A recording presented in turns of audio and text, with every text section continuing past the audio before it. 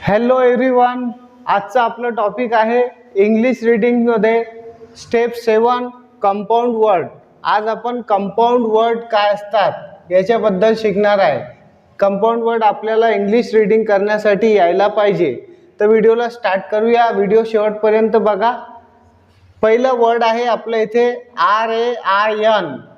RAIN काय होते? Rain plus BOW काय होणार? बो, आणि दोन्ही मिळून काय होणार? रेनबो। काय होणार? रेनबो। तर हे आहे आपलं कंपाऊंड वर्ड, याला म्हणतात कंपाऊंड वर्ड।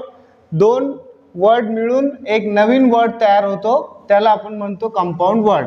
आणि हे बेसिक इंग्लिश रीडिंग शिकण्यासाठी अत्यंत महत्त्वाचा आजचा टॉपिक आपल्यासाठी आहे। तर व्हिडिओ शेवटपर्यंत बघा।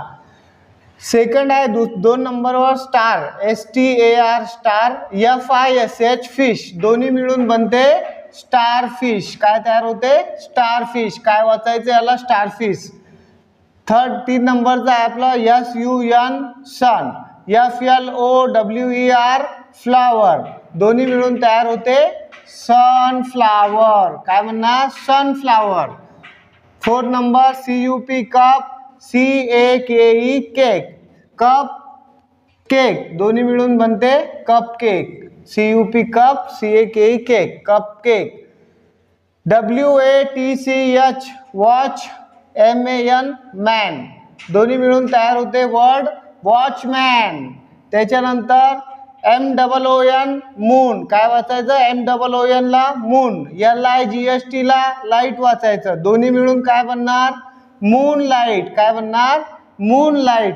त्याच्यानंतर BUTTER बटर, FLY फ्लाय, दोन्ही वर्ड मिळून काय होणार?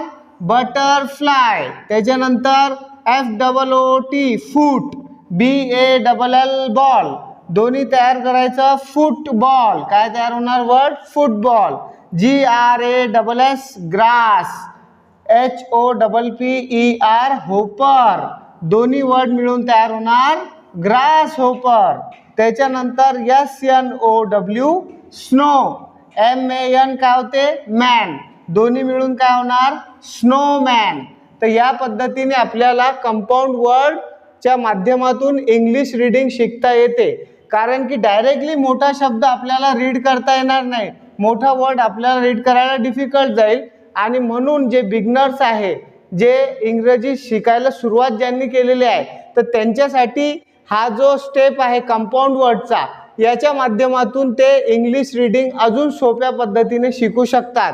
तर व्हिडिओ आमचा आवडला असेल तर व्हिडिओला लाईक, शेअर आणि सबस्क्राईब करायला विसरू नका।